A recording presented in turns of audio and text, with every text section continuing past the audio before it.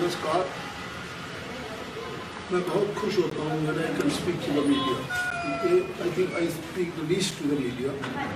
परंतु मैं जानता हूँ, मैं इसलिए स्वागत करता हूँ सबका कि आप लोग भी चौथे आधार के साथ साथ उतने ही जिम्मेदार हैं, उतने ही जिम्मेवार हैं, उतने ही अकाउंटेबल हैं जितने हम नेता फॉर एनीथिंग, चाहे वो कांग्रेस की नीतियाँ हों, चाहे वो भारतीय जनता पार्टी की नीतियाँ हों, चाहे किसी भी दल की नीतियाँ हों, चाहे वो किसी का काम करने का तरीका हो, चाहे वो हमारी नेताओं की भी कमी हो, आप ही उसको भी सुधार करते हैं। इसके लिए बहुत बहुत धन्यवाद करता हूँ सोशल मीडिया का।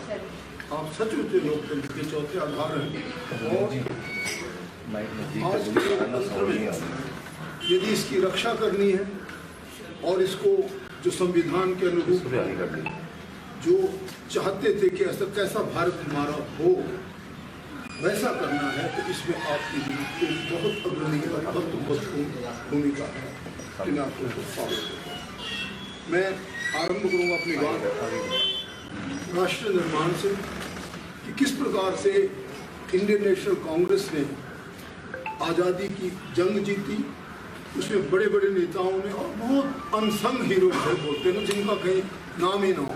ऐसा भी होता है किसी भी युद्ध में, ये जरूरी नहीं कि सभी लोगों के नाम आ जाएं, सभी जवानों के नाम आ जाएं, सभी नायकों के नाम नहीं पॉसिबल होता।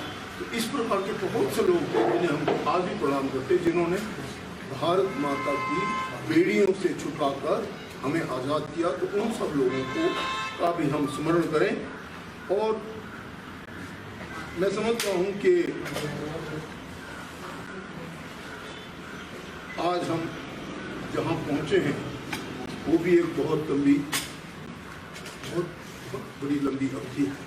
लगभग 70 साल की 1947 की जो आज़ादी के बाद जो काम करने की शैली, उसमें हो सकता है कि बहुत सी गलतियाँ भी हुई।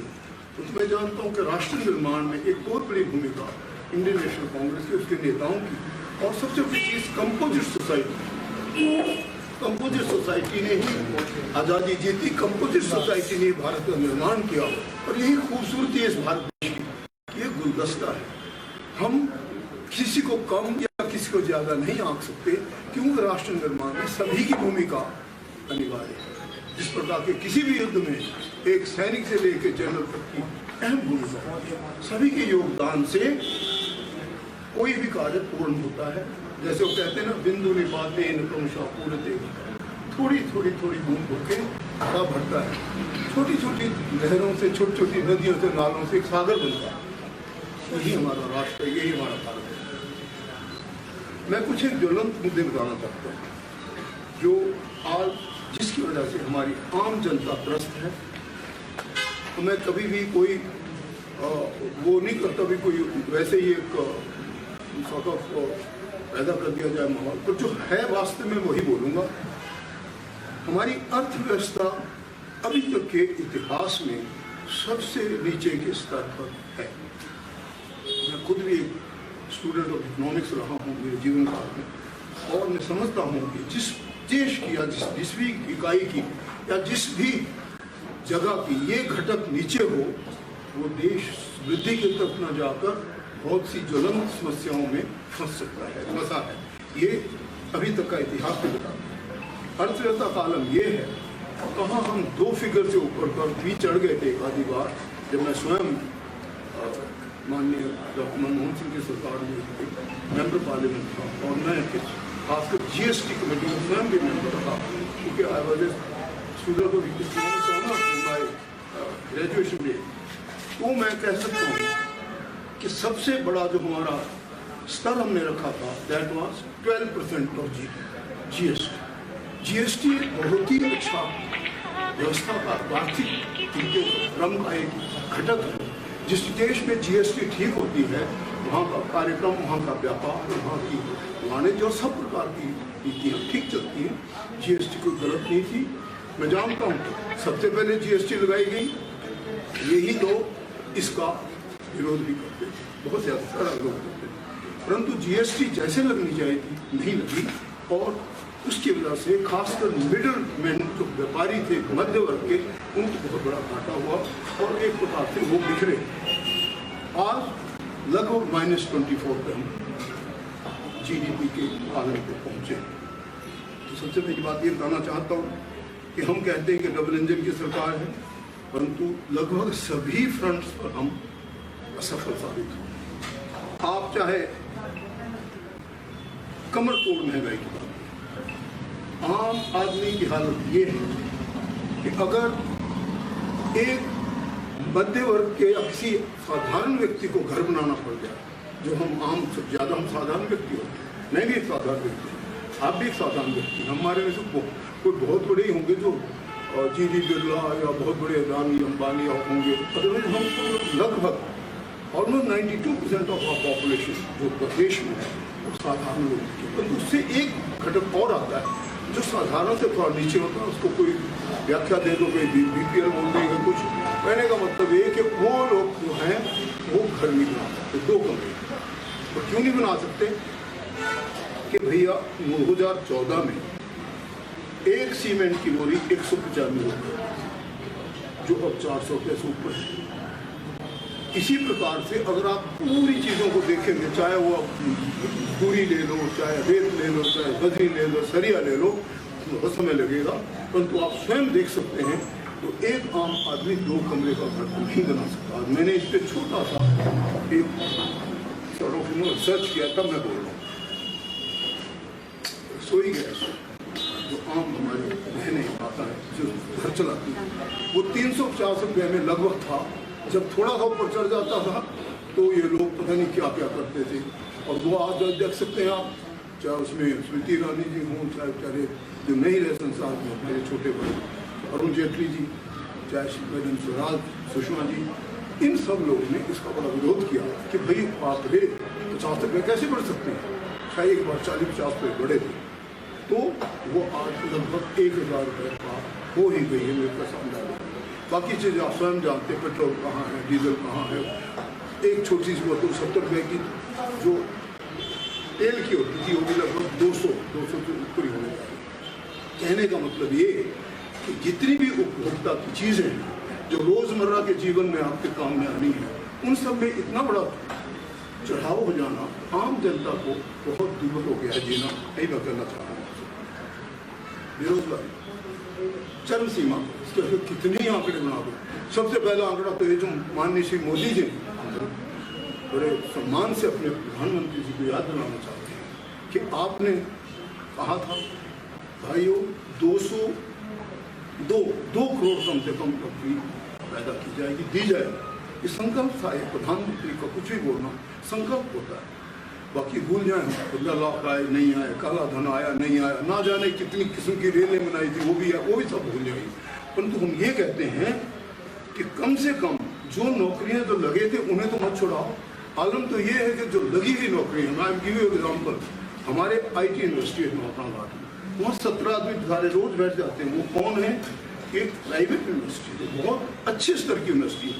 वो 17 लोग कौन है जिनके बेचारों को नौकरी से उतार दिया और रोज बैठ जाते हैं। और वो भी क्या करें बेचारे, जो वहाँ पे जल साहब है, जल बस्सी जो रजिस्ट्रार है, वो कहते हैं सर मैं कहाँ से लाऊँ। अब जब ये देख के तो मेरा दिल दहलता है, पर कहाँ से लाए नौकरी? क्यों कि ऐसा एक आलम हो गया कि चाहे प्राइवेट सेक्टर है चाहे गवर्नमेंट सेक्टर है, वो इस वक्त नौकरी देने के काबिल है ही नहीं, रखा ही नहीं गया। सो दुगनी बेरोजगारी बढ़ी, जिसके फिगर एलार्मिंग। अगली बात,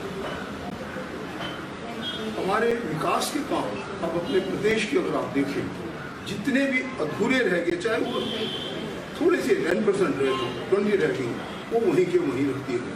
जो थोड़े बहुत कर दिए हैं उनको कोई बात नहीं, उन्होंने वो काम भी किया। कुछ तो बहुत ज़्यादा ऐसे काम हैं, आप हैरान होंगे, जिससे आपकी रोज़ की गाड़ियों की व्यवस्था पर असर आता है। वो गाड़ी हम दूर से चलना चाहते तभी बाईपास में आ जाते हैं, तो थोड़े से 10% काम पे, कई बार 5% काम पे रुके पड़े हैं। वो एक बड़ी अजीब बात है कि जितने भी काम हमारे समय में शुरू हुए थे, मैं कांग्रेस का स्वर्गीय राजा वीर भद्र को याद करता हूँ, जिन्होंने बहुत बड़े पैमाने पे इस प्रदेश के लिए बहुत कुछ किया। मैं स्वयं उसमें मंत्री हूँ। उन्होंने अपने ही विधानसभा क्षेत्र में 463 करोड़ रुपए की योजनाएं लाई।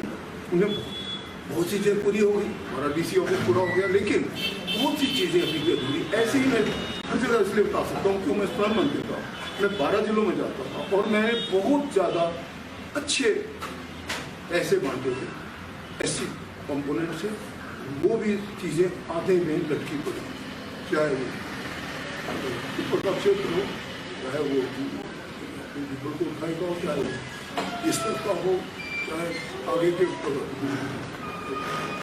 ट्राइबल एरिया हो, चाहे वो नीचे के क्षेत्र हो, बहुत सी जगह हमारे काम लटके पड़े हैं।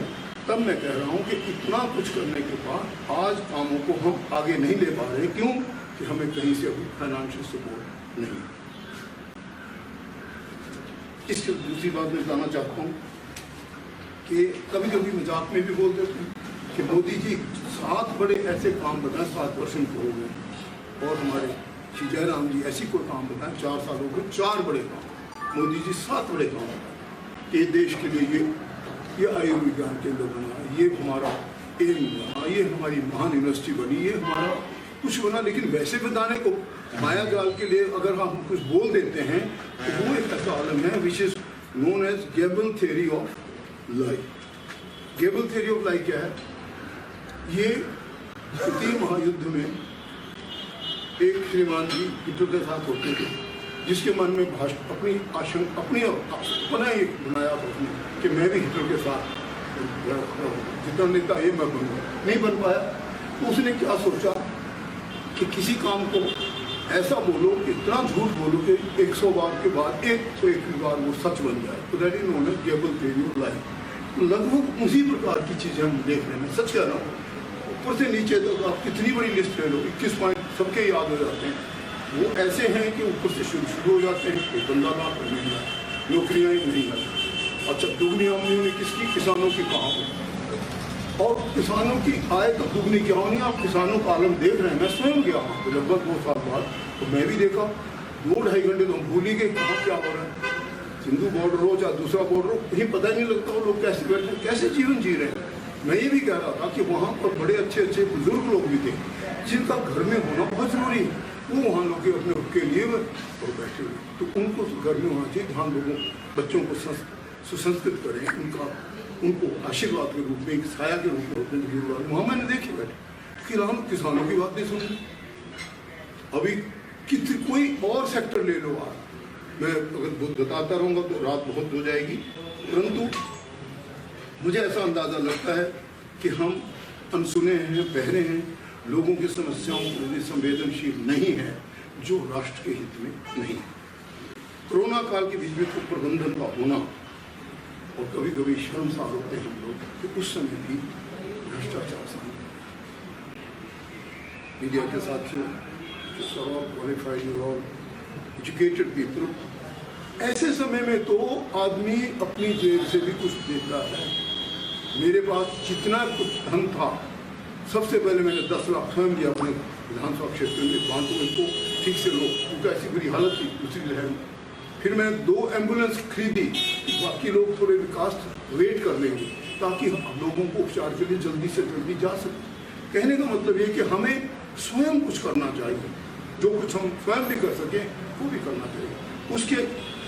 उसके जगह पर हुआ कुछ अलग, कुप्रबंधन तो था ही, तो एब्सोल्युटली कुप्रबंधन और भ्रष्टाचार। अगली बात मैं बताना चाहता हूँ,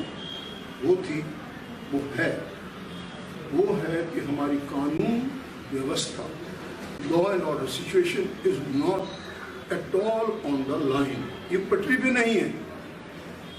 यहाँ तक काल मैंने जो मेरी नजरों में आई चीज़ें, जो मेरे पास आई, किसी को गाड़ी से बाहर खींच कर उसको इतना पीट दिया जाता कि पीछे जाके दम तोड़ गए। उनकी बीवी सुंदर नगर हॉस्पिटल में होती है, वो भी पता नहीं अब शायद ठीक होगी कि नहीं, ऐसा मेरे को बताया गया। उससे जाहिर होता है आपस में पुलिस का लड़ जाना। ऑफिसर्स कभी ऐसे डिग्निफाइड बिहेवियर होता है officers. When you would come an officer तो you come an dignified being. आप बहुत सी लोगों की समस्याएं सुननी होती है, ऑफिसर लड़ जाना कोई अच्छी बात नहीं। अब हम मंडी चुनाव के ऊपर फोकस करते हैं। मीडिया के साथियों, आई मस्ट टेल यू, राजा वीरभद्र सिंह जी शारीरिक रूप से तो इस संसार से अपनी यात्रा में चले गए, तो मैं समझता हूँ कि उनकी स्वर्ग से भी दृष्टि हमारे कामों पर है, क्योंकि उन्होंने इतने काम किए हैं। मैं कहता हूँ डॉक्टर वाई.एस. परमार के बाद जो एक नक्शा बना था उसमें सचमुच के रंग भरे तो राजा वीरभद्र सिंह। मुझे लगभग पिछले 23 वर्षों से उनके नज़दीक से देखने का मौका मिला और मैंने पाया कि वो हर क्षण लोगों की समस्याओं की ओर रहे। और जो 60 वर्ष का उनका लगभग जीवन था, उनको 20-25 साल के तो ऐसे ही आ गए थे राजनीति में, ये जो 60 वर्ष का लगभग तो ऐसा एक उनका युग था जिसमें उन्होंने हर क्षण लोगों की समस्याओं को दिया। इस प्रदेश को बहुत ऊंची बुलंदियों पर ले जाने के लिए उनका जो प्रण था वो बहुत हद तक पूरा भी हुआ, परंतु मैं समझता हूँ कि जो उनके कुछ अधूरे सपने रह गए वो श्रीमती प्रतिभा सिंह के रूप में एक अच्छे प्रत्याशी के रूप में हमारे हाईकमान ने फैसला लिया है, वो आप इस मंडी क्षेत्र को दिया है। और वो एक अच्छी सशक्त, मैं तो उन्हें वीरांगना कहता हूँ, क्योंकि अपने इतने बड़े दर्द को पीछे छुपाकर अपने जीवन साथी को खोने के दर्द को उन्होंने छुपाया और तब उन्होंने इसके लिए हमारी बात मानी। हम पूरी सीएम को इनके पास गए और फिर हमने अपने हाईकमान को कन्विंस किया कि यही हमारे सबसे उपयुक्त और सबसे योग्य उम्मीदवार होंगे। और ऐसा मेरा मानना है जो जिस प्रकार से काम चला हुआ, जिस प्रकार से हम कर रहे हैं, मुझे पूर्ण आशा है कि हमारी इसमें विजय होनी चाहिए। इसमें देखिए, हर व्यक्ति की, हर दल की, हर पार्टी की एक छवि बन जाती है कि भाई हम जो कुछ बोलते हैं वो करते भी हैं कि नहीं, या लोगों को लुभावने सपने देते हैं। ऐसा कुछ एक हो गया है कि भारतीय जनता पार्टी बहुत सी घोषणा करती है, बहुत जगह करती है। और मैं सच में कोई भी एग्जाम्पल दे सकता हूँ। मैं सोलन का एग्जाम्पल आपको दे दूँ तो वहाँ पे माननीय मुख्यमंत्री महोदय लगभग 2 साल पहले एक ट्रांसपोर्ट नगर का पत्थर लगा के आए थे।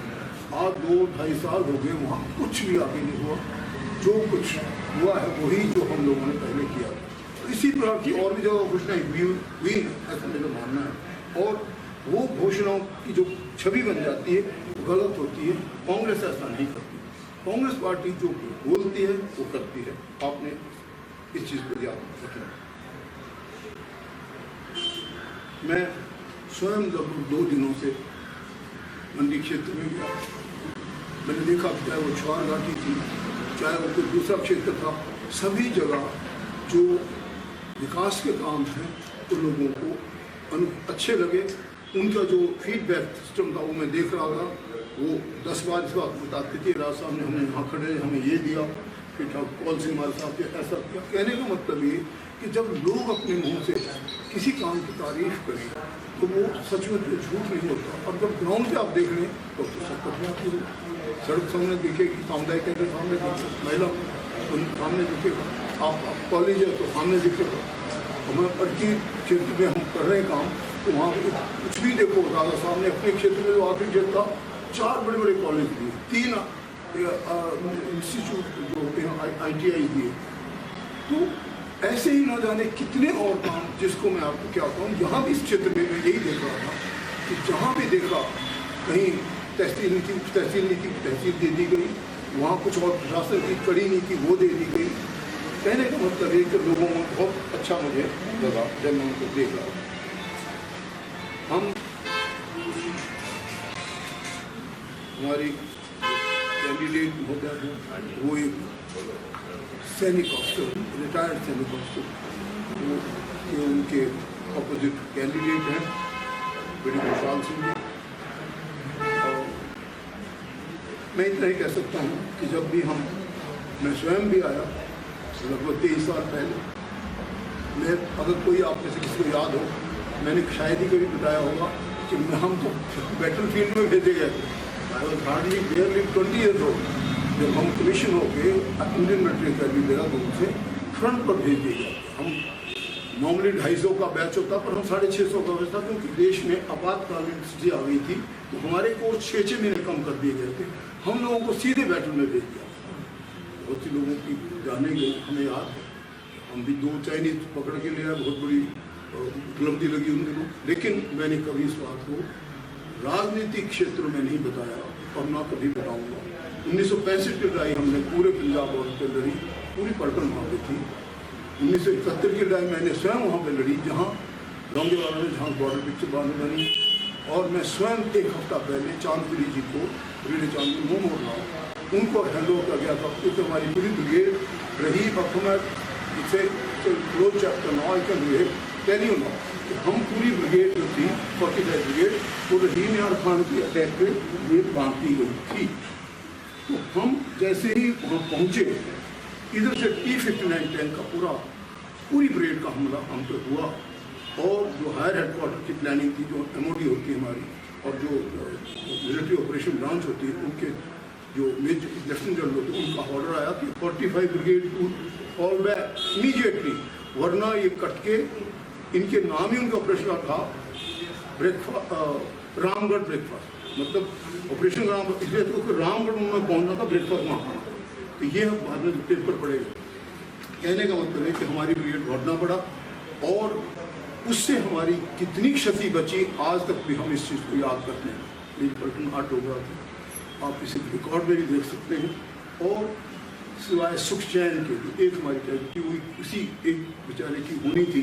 बाकी अगर हम सब चले गए होते तो लगभग 750 जाने थे, 200-250 हज़ार बच जाते एक बार में। कहने का मतलब ये कि ये भी एक संयोग है कि हमारी पूरी ब्रिगेड लगभग बच गई।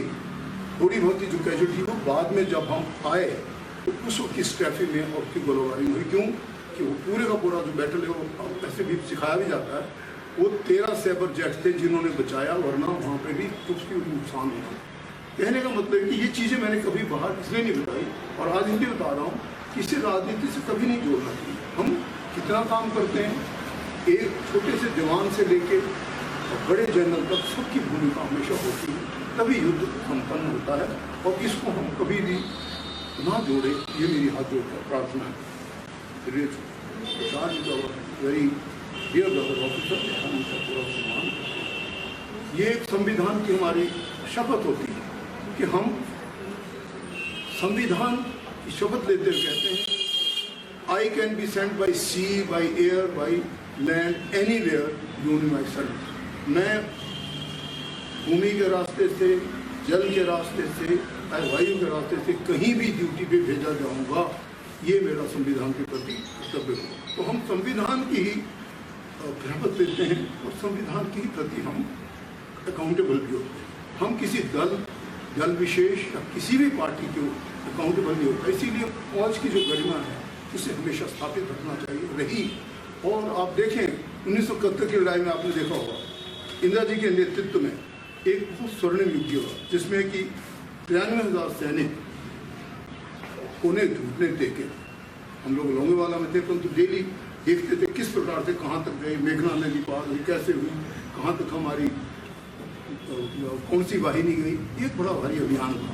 तो उस वक्त 71 की लड़ाई में श्रीमती इंदिरा गांधी जी ने जो इतिहास रचा था, उसने अटल जी जो महान हमारे देश के महान प्रधानमंत्री और बहुत बड़े नेता रहे, उन्होंने गुरुदास के रूप में परिभाषित किया था, और सचमुच उन्होंने वो ऐसा ही काम किया भी था। परंतु इसे कभी भी राजनीतिक क्षेत्रों में, राजनीतिक मंचों पे हमने इस्तेमाल नहीं किया और न किया जाता है। आर्मी की चीज़ों को हमेशा वहीं तक रखा जाता है, और इसी में इसकी सुंदरता भी है। आज हम एक ऐसे मुकाम पर पहुंचे हैं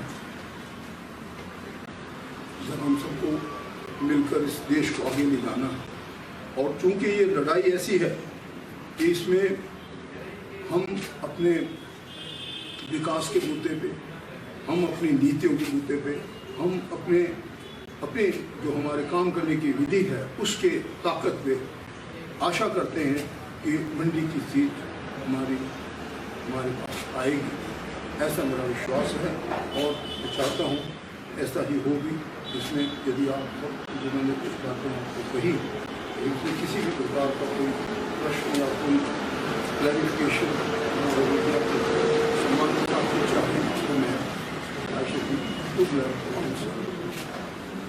आराम से सीएम साहब कह रहे हैं कि कांग्रेसी है, महंगे होटल में रह रहे हैं और आराम कर रहे हैं। तो जब भी मेरा हेलीकॉप्टर में मैं जाता हूँ चुनाव के प्रचार के लिए, तो इनको नीचे रखते हैं। पहले तो मुझे लगा मंडी में शायद कोई महंगे होटल हैं भी नहीं, कुछ ऐसा लगा मुझे। कोई जहाँ मेरे को रखा गया वहाँ तो बड़ी मुश्किल मेरे पास ज़्यादा से ज़्यादा बोलना चाहिए। मैंने बोला भाई यार पोस्ट नहीं मिलती तो कुछ और ले आओ, तो मैं तो ज़्यादा ब्रेड बटर नहीं खाता। एनीवे, अगर ये ठीक कहा, आई एम विद यू।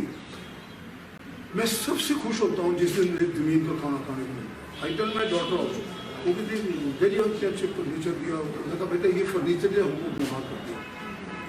मैं खुद ज़मीन पर बैठ कर खाना पसंद करता हूँ, और पता तो खाने ही देते कुछ, क्या करूँ। मैं आपको बताऊँ, ये बात आपने सही की। हम लोगों को बाई ऑर्डर ये होना चाहिए कि जो राजनेता हैं वो सचमुच में ऑर्डिनरी से ऑर्डिनरी जगह पर ठहरे और आम लोगों की तरह जीवन जीने का न केवल नाटक करें पर सचमुच अपने जीवन में ढालें। और ये जो बड़ी बड़ी होती है, कहीं कहाँ गए, किसने क्या सब कर दिया, किसने स्कॉच दी कि नहीं दी, किसने बना दिया, इस चीज़ से डीलिंग होकर हम अपने आप जीवन को जितना साधारण बनाएं उतना बनाना चाहिए। मैं आपकी बात से 120% एग्री करता हूँ। जहाँ तक रहती है चालू देखिए, यू नीड स्पीड। तो कभी कभी जो चॉपर इस्तेमाल करने पड़ते हैं क्योंकि दिया गया समय होता है। उस दिए गए समय में कभी कभी इतना नहीं होता। जैसे पहले अब आप सोचो कहाँ है चुआर घाटी और कहाँ है आपका मान लो कि दूसरा पॉइंट, कहाँ है आपका यहाँ के हमारे सरकार, कहाँ यहाँ तो जगह इतनी भी है। मंडी तो सबसे बड़ा क्षेत्र है भारत का भौगोलिक दृष्टि से, और इसलिए सच्ची एक कॉन्स्टिट्यूंसी को पार करना भी बड़ी मुश्किल होती है। तो अगर कभी कभी समय को बचाने के लिए मैं समझता हूँ अगर नेता लोगों को आना पड़ता है तो उसको अकाउंट ठीक हो। ये ना हो कि हम लोगों के धन को इस्तेमाल करके उन्हीं की कल्याण के लिए लगाए। पर वो समय गए कि जब पीठ पे मारा, पीठ उठाया, वो वीडियो बनाई, चल रही जब जब दे दिया घर में पानी दीजिए। इसकी जब आज समय कम है और हर प्रकार की सुविधाएँ बढ़ गई हैं, अधोसंरचना भी बड़ी सुधार आगे बढ़ देती है। इसलिए कभी कभी अगर समय बचाने के लिए इस प्रकार की मशीनरी का इस्तेमाल करना पड़े जाए तो करना चाहिए। क्योंकि मैं आपकी बात से बिल्कुल एग्री करता हूँ कि जितना कम से कम खर्च करें और लोगों को ये महसूस ना हो कि उनकी पब्लिक मनी को हम इस्तेमाल कर रहे हैं और उस चीज़ का दुरुपयोग हो रहा है, उसके तो मैं तो